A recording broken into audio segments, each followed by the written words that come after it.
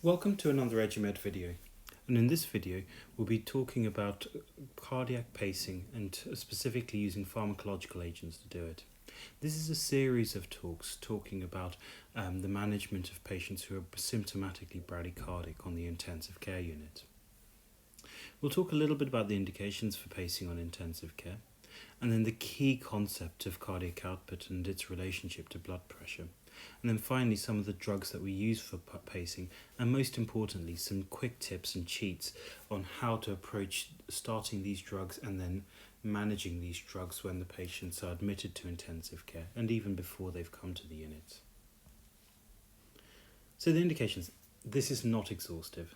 Essentially, anything where there is a patient who has got a symptomatic bradycardia, we need to think about treating that bradycardia. So, conditions such as complete heart block, which can happen after myocardial infarctions, especially those involving the right coronary artery, those after major cardiac surgery or significant electrolyte imbalances, as well as those with intrinsic native conduction defects and those with conditions that may predispose to that, like myocarditis, sarcoidosis, and others. Patients who are symptomatically bradycardic, and we sometimes see patients who are coming in with overdoses of certain drugs, such as beta blockers, that can cause quite significant bradycardias. In this group of patients, I make the bold statement that these patients should not die of bradycardia. Now, that's often easier said than done, and no one aims to kill a patient through mismanagement. But often we can manage these patients, and it's just a matter of knowing the underlying pathology and then treating it appropriately. You can get ventricular tachycardias and ectopies, and sometimes by using pacing, especially more electrical pacing in those settings, you can sometimes stop them from degenerating into more malignant rhythms.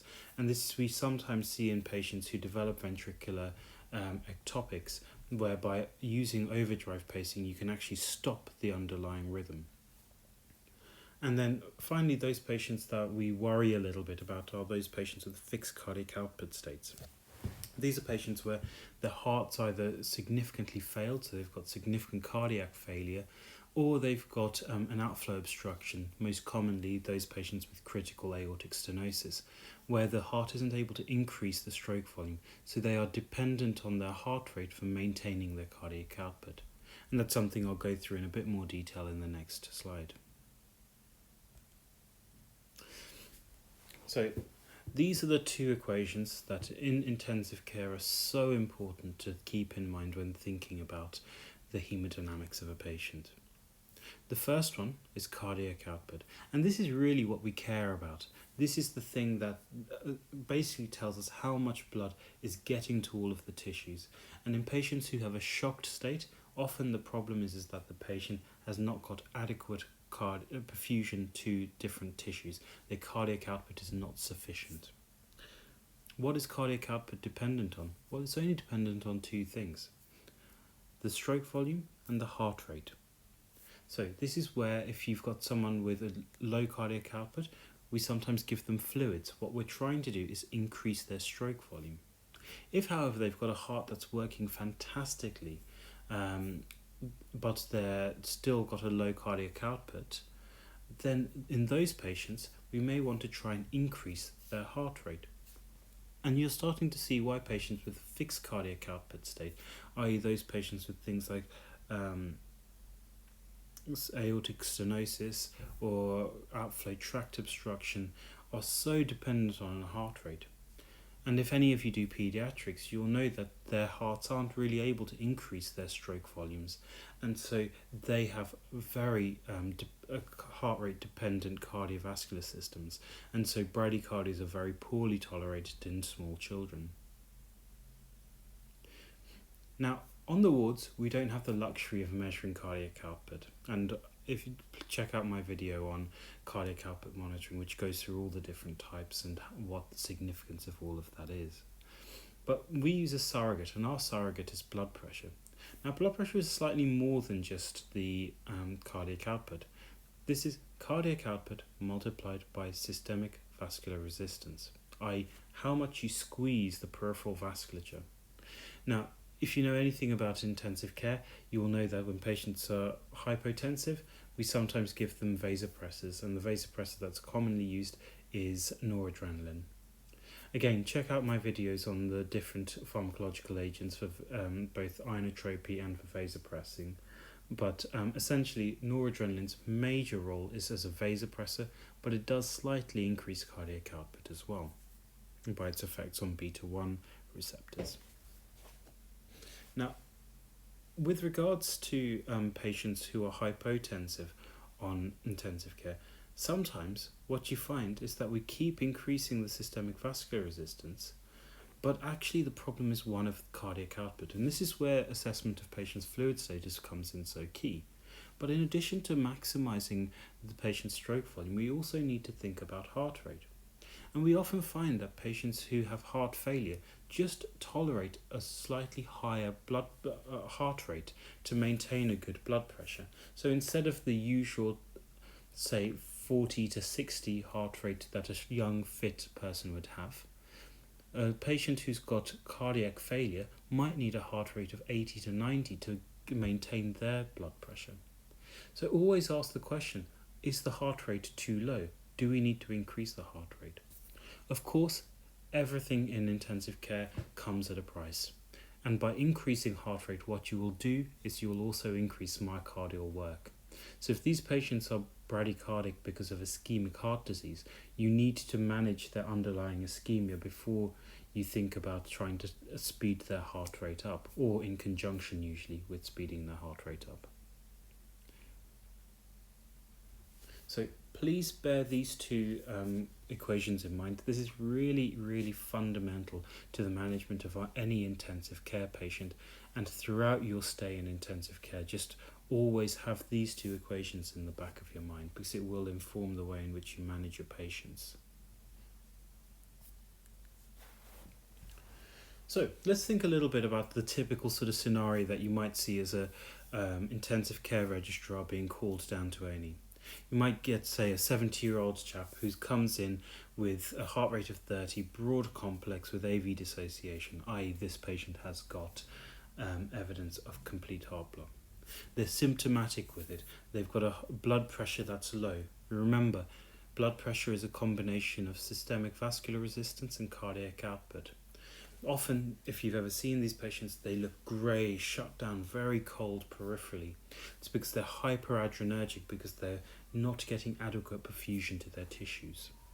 So their systemic vascular resistance is high, but their problem with the reason why their blood pressure is low is relating more to their stroke volume and their cardiac output. The stroke volume, again, may be preserved, but their cardiac output is not adequate. And so we need to increase this patient's heart rate. You can see with the lactate of 12 and the metabolic acidosis that this patient is actually starting to decompensate quite significantly. And they're also hypoxic and hypocapnic. And they've got a decreased GCS. All signs there of someone who's critically unwell and someone who's potentially needs speeding up of their heart to increase their cardiac output, which might improve a lot of these numbers. So everyone turns to you as the IT reg. What are you going to do? What I want you to do is to keep this slide in mind. This is basically all the drugs that you can use to manage a patient with bradycardias that are symptomatic. Now, obviously, with the management of any patient, you want to do a full ABC approach to the examination. You want to get a full history. You want to find out whether they've overdosed on something, whether they've had previous cardiac disease, whether they've got a pacemaker in already and it's malfunctioning. All of those things are obviously important. Let's assume that you've done all of that. And what I want to do is to talk about each of these drugs and give you a very quick way to start and to use these drugs if you choose to use it. Now, a drug that people often forget about, but actually is probably one of my go-to drugs when patients are bradycardic, is dilute adrenaline. I think it's a really useful drug, but you have to use it in the right patient and in the right way. Be very careful because it does have quite significant side effects, but it is a fantastic drug, and certainly If anyone's managed patients who are very bradycardic, you often find that adrenaline's a thing that really kickstarts things. Other drugs such as aminophylline and salbutamol can be used, and we'll go through those. And then there has to be a consideration of the underlying cause. None of these drugs like isoprenaline, dobutamine, adrenaline, aminophylline or salbutamol are that useful if you haven't treated the underlying problem, the reason why this patient has become bradycardic.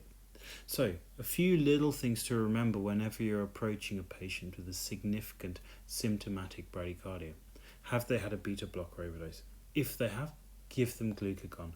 Now, it's easier said than done, and there are protocols for the use of this, but essentially the last time I had to manage a patient like this, I ended up using the whole hospital's stock of glucagon because it requires quite a lot. Sodium bicarbonate is a fantastic drug.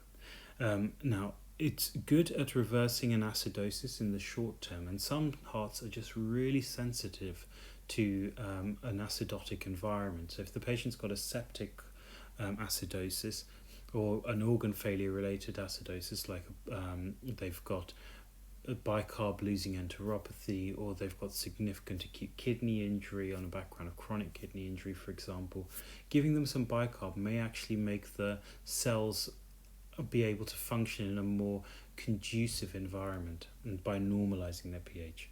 Remember, however, if you do give bicarbonate, you are going to increase a patient's carbon dioxide production, so you must make sure their ventilatory status is adequate to be able to breathe off that excess CO2.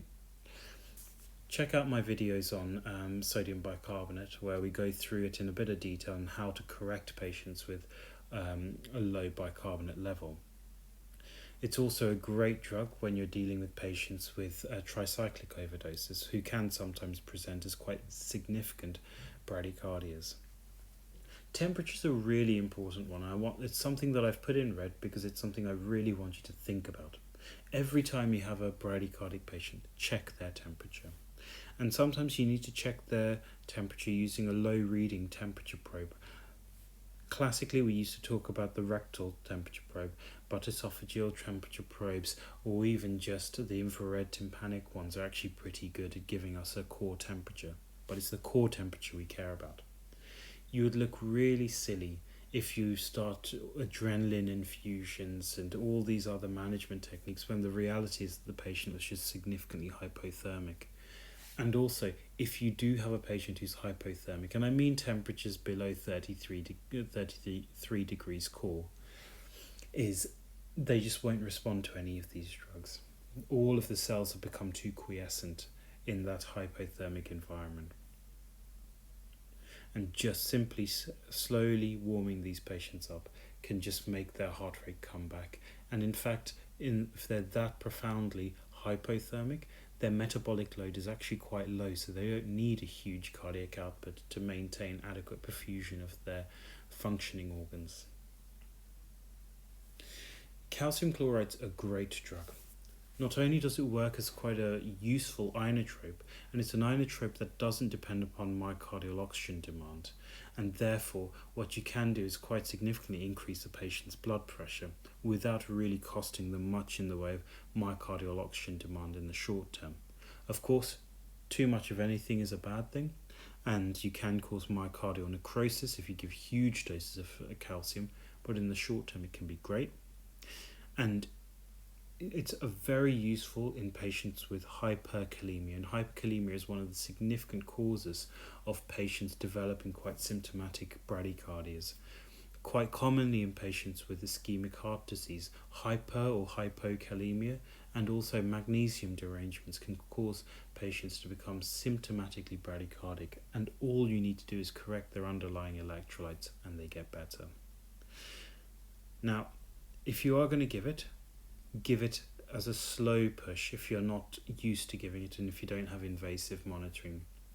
The anesthetic slow push means pushing in 10 millimoles straight. That's not a great thing, especially in some patients who are critically unwell. Giving them 1 to 2 mils at a time of the 10% calcium chloride is probably the best thing to do, and you can give that over a couple of minutes and it should be fine. Isoprenoline is a great drug, very difficult to get hold of, and we'll go through how to start that. And Dobutamine is the one that you've probably seen fairly commonly on intensive cares if you've seen it at all. But do bear in mind it causes vasodilation, so it needs to usually be given with a bit of noradrenaline as well. So this is my cheat sheet. For each of the different drugs, we'll go through how you actually started. And the reason I've put this in is because it's not actually that easy to find this information out and about on the internet or with people teaching you. Adrenaline, what I tend to use is 10 mic boluses. So the easiest way to do that is to take the crash cart adrenaline, which is the 1 in 10,000 adrenaline with in 10 mils. Take 1 mil of that, which is 100 mics, dilute it up into 10 mils of saline, and then you can have 10 mics per mil, and then you can just bolus 1 mil at a time to get to an adequate heart rate. Adrenaline is very quick acting, however bear in mind that these patients often have a low cardiac output, so it can be a little sluggish for it to actually get to the heart. So I normally flush each mil with 10 to 20 mils of saline just to get it into the central circulation. If you've got a central lining, even easier, just give it directly centrally. But 10 mics, you're not going to do much damage. Wait a couple of minutes. If you haven't got a response, give another 10 mics and another 10 mics, but all the while keeping an eye on the monitor. Every one of these drugs that we talk about that increase heart rate also increase the risk of arrhythmias, and as such you can fall into the risk of causing quite significant tachyarrhythmias or malignant arrhythmias such as VF and VT. You've got to be really careful about patients with acidosis or patients who are hypercapnic, because you can push them into VF. For patients with acidosis, what I tend to do actually is to give them a combination of adrenaline and some bicarbonate to partially correct their acidosis. Again, see my video on bicarbonate to know how to correct an acidosis using bicarbonate. People do describe aminophylline, and for some people it seems to work brilliantly in their hands. I have to be honest, it doesn't work that brilliantly in my hands, so it's not something I use a lot. You can use between 100 to 200 milligrams as a slow push, and this can be a fairly quick push, but it's quite difficult to manage, and to be honest, I've not really had much success. Salbutamol is a great drug, especially if you're trying to manage patients with hyperkalemia, and you have to give this intravenously. Now, the slight proviso with this is that it takes a while to get these IV vials, especially if you're in resus or even if you're in the intensive care. Generally speaking, you give slow pushes of 250 mics, and then you can start an infusion of 10 to 20 mics per minute.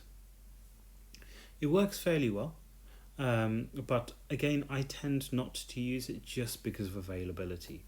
So the drug that I use the most is adrenaline as my first line chronotrope, i.e. something to increase the heart rate, until I've got more drugs, more information and more access, specifically central access for the patient. Isoprenoline is amazing. People say that it can get a heart rate out of a stone, and I believe that because I've taken patients who have been significantly bradycardic, resistant to everything, start them on some isoprenoline, and everyone turns around and looks at you like you're some kind of magician. It's difficult to get hold of. For a little while, especially in England, they'd stopped manufacturing it. I think they've started manufacturing it more easily, so it's more easily readily available now. But again, difficult to get hold of. Most ITs should have it, but if they don't, then we can talk about Dobutamine. You can run it peripherally or centrally. If you're going to do it peripherally, what I would do is take 2 milligrams, dilute it into 500 mils of 5% dextrose. That's going to give you a 4 mic per mil concentration, and run that at 15 mils an hour. If you find, and this is for the average 70 to 80 kilo patient, and what I generally do is just start everyone on that.